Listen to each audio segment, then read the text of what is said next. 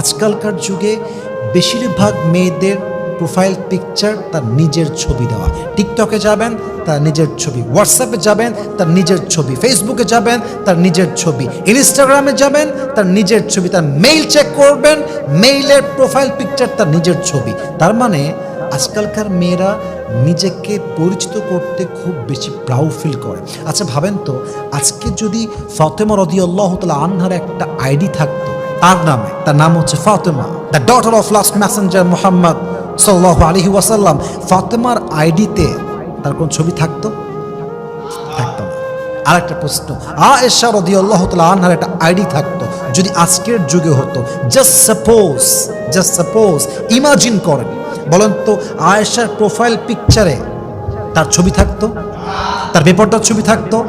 আচ্ছা, আয়েশার প্রোফাইল পিকচারের নিচে এসে যখন স্ক্রল করবেন, কোনো হিন্দি গান থাকতো? কোনো মুভি ক্লিপ থাকতো? কোনো বাজে দৃশ্য থাকতো? কোনো বাজে ভিডিও থাকতো? So try to be like that, try to B different.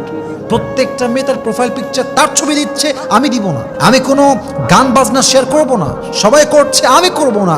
That's called different and that is called exceptional, that is called uniqueness. সবাই করে, I'm not going to do this because I'm unique. সবাই করছে মানে আমি করব, it's not like that.